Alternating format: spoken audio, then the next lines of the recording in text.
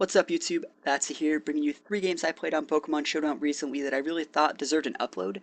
Game 1 is going to be against Flash, and we're going to see potential Mega Gallade here, potential Mega Aerodactyl, a bunch of really cool stuff. There's also an Azumarill in his team, so this guy's a really cool team, really unique one at that, and we're going to start this off right here. Just got to watch out for that Thundurus Therian.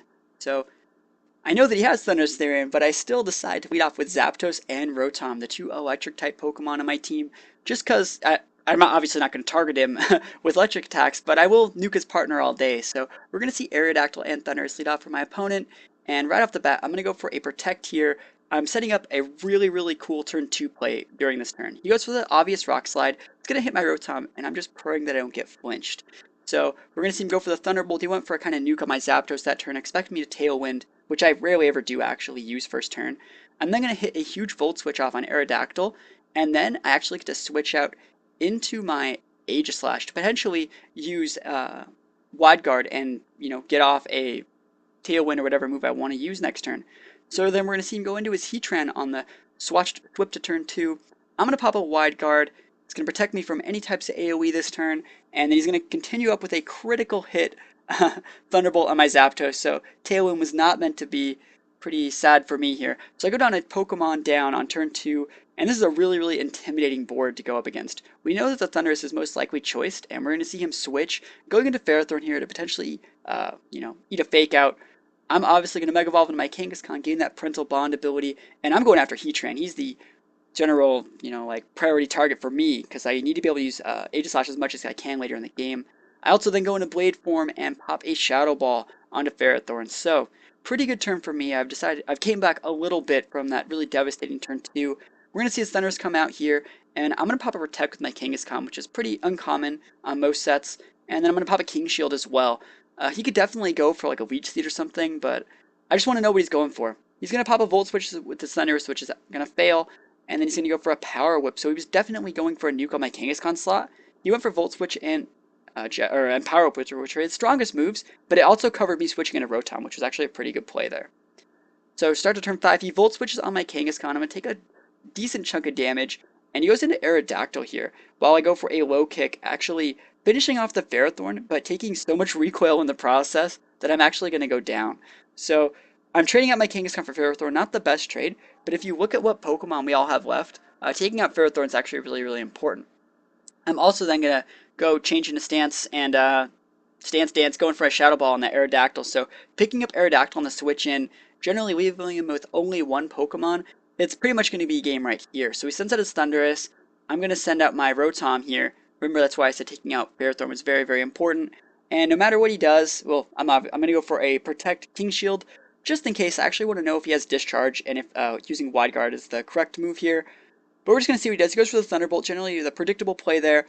And it doesn't really matter, because unless he crits here, I should be fine. He goes for a really big Thunderbolt, doing a ton of damage on my Rotom. But he's going to proc my Citrus Berry and then eat a Hydro... Or, sorry, not eat a Hydro Pump. I miss. I forgot about that. This game is actually closer than it should have been. So Shadow Ball comes out. And again, I'm going to have to go for a Protect King Shield one more time, just because I don't want to eat any crits. He decides to target my Aegislash slot, I think, this turn. Yeah, I'm going for that King Shield. It's generally the correct play to target the Aegislash slot, just in case, because I could always miss with Hydro Pump, and if he hit me in crit, I would definitely went down. So he's going to go with the Thunderbolt. It's going to take out my Rotom, and Aegislash is going to be able to clean this one up with a Shadow Ball, I think. So Aegislash definitely playing the MVP this game, picking up a kill on Aerodactyl, and generally walling out that Thundurus to win me the game. So pretty cool game, I thought, and yeah, I can't believe I got crit that turn 1 on my Zapdos. Pretty unfortunate stuff, but I still able to pull it out in the end and get the win. So going into another game, game 2. What is it? There we go. Alright, so going off against a rain team, another team with a Thundurus Therian in it. We also see potential Mega Metagross. Terrakian's always good. Sylveon's great. Then the Ludicolo Politoed pairing that you always see together. I'm going to start this one off, and this guy's a really good team, a team that you would definitely see at a VGC, so I decided to take this match really seriously, lead off with Aegislash and Zapdos. Now the reason why I lead off with those two is because it definitely always protects my Zapdos from Terrakion using Wide Guard. There's no way he can really Rock Slide, and Close Combat doesn't do all that much. So I decided to pop a Wide Guard first turn, just so I can generally, new to the Terrakion here. He goes for a Hidden Power, and it's going to do a decent amount to my Zapdos, but not really enough. You see, he goes for the wide guard, and I'm protected from my... Sorry, he goes for the rock slide, and I'm protected from wide guard, which lets me pop a Tailwind here. And now I can generally do whatever I want at all. So I'm going to pop up Protect, because I generally think he's going to target my Zapdos this turn, and there's nothing he can really do against Aegislash. So I thought that I'd really be safe protecting there. He goes for the HP Ice, and I'm going to change it to Blade form, going into that Flash Cannon on Terrakion, and all this turn really did was waste my Zapdos as Protect, waste the turn of my Tailwind, and then leave me in attack mode. So not the best turn, first turn Tailwind, but I'll live with it. We're going to open up turn 3 going for a huge Thunderbolt on the Terrakion slot, which became Ludicolo. We're then going to see him finish me off with an HP Ice. That's expected, and it's really no big deal. And then we're going to see Aegislash get to finally make its turn and go for a Shadow Ball, targeting the Terrakion slot. So I generally thought he was going to switch there. Pretty good stuff for me, even though it went to Ludicolo. Didn't pick up the kill, but coming out with Kangaskhan still a really good move here. So he decides to switch out his Thundurus, going into Terrakion here. And I'm actually fine with this because I think I went for Fake Out on that slot, and generally breaking a Terrakion Sash whenever you can is always a really good idea. So Fake Out's not doing that much damage, but breaking the potential Sash is really important in my mind at least. Shadow Ball's also going to be able to finish off Ludicolo here. So we're trading 1 for 1 here. I have Aegislash in attack mode, Kangaskhan. I think I might have one... No, my Tailwind is actually going to peter out here. So a bit unfortunate, especially on the turn he sends out his Thundurus here. But remember, I don't really think he can check my Aegislash, so I'm generally fine with doing whatever turn I want. I go with the Protect here. He also goes for the Protect, and I go for a King Shield. So the most protective turn of the game. The only thing we really see is what move the Thundurus is going to get locked into, which is going to be Thunderbolt. So since I saw that he's going with Thunderbolt, I generally get to play a little bit, what is it? I had to be greedier than normal. He goes in for Politoed here, and he's actually making a really good play this turn. I switch up my Kangaskhan, and decide to go into my Rotom, because I really thought he was going to CC me that turn. My Aegislash is then going to eat a Thunderbolt. I'm going to change Blade form, and this is just like the worst turn of all time. I mean, I'm Flash Cannoning a Politoed, and took a bunch of damage for no reason. So it's at this point that since he started Rain, I feel I should probably try my best to get Thundurus off the board. So I'm going to pop a Shield form first, because I don't want to die to a Thunderbolt this turn. Go for a nice King Shield, and just pray that I can hit a Hydro Pump here. He's going to go for a Thunderbolt. It's not actually going to proc my Citrus Berry just yet, and I do actually hit the Hydro Pump, so a lot of damage out on that Thundurus, and his Politoed's Hydro Pump is actually going to fizzle on my Aegislash. So pretty decent turn for me to get those lefties procs going, and I feel that I should be able to take out Thundurus with my Aegislash now at any moment. So he goes for a Thunderbolt, not going to pick up the KO. I go for a Volt Switch with my Rotom, actually proccing a Wackenberry, so it's not going to do that much to Politoed. I expected to do a lot more. I get to send out Kangaskhan into not the best of situations.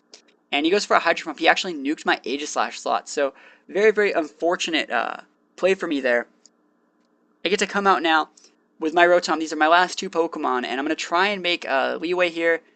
Not going to be the best play for him to withdraw, though. He decides to withdraw, goes into Terrakion here, and I'm just going to pause it. I'm definitely losing this game. He has 3 Pokemon, I have 2. My only plan was for him to expect my Sucker Punch here. Because you all know that I'm losing here. He's going to expect my Sucker Punch, right? So he's going to switch, and I'm just praying that he switches and doing a complete opposite play.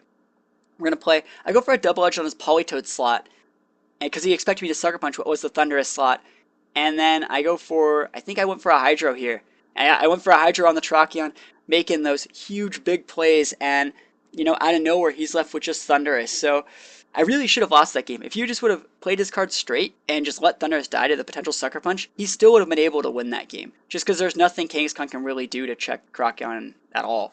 So he goes for a Thunder. It's going to do big damage, get the Para, but it's actually not going to be enough. Double Edge will take out the Thundurus. I also had the Hydro Pump waiting in behind for my Rotom. So I definitely should have lost that game, but the not having Sucker Punch Kangaskhan. I have Protect, Fake Out, Double Edge, Low Kick. I don't have Sucker Punch, and not having it actually won me that game. If I had Sucker Punch, I definitely would have just used it there, and not having it ended up getting me the win. So really close game 2, and going on to game 3. This one isn't very long, but it's one of the funnier games that I've played in a while. So, there we go.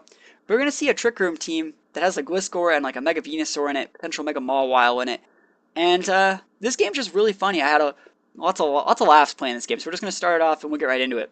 I decided to lead off with Aegislash and Gardevoir. Aegislash is great against his Gothitelle, a couple other Pokemon. Gardevoir's great against, like, Scrafty and Venusaur. So he decides to lead off with Gothitelle Gliscor, and right there, tracing that Poison Heal is freaking huge. Tracing Poison Heal is the best thing I've ever done in my life. It's one of the main reasons I live with Gothitelle. I thought it would be hilarious. I go for a Dazzling Gleam, and he actually Toxics me. He Toxics the Pokemon that traced Poison Heal, and I feel so invincible right now. I end up getting a KO with a Shadow Ball on his Gothitelle. You notice that he went for the Trick Room. That's why I was faster than him that turn.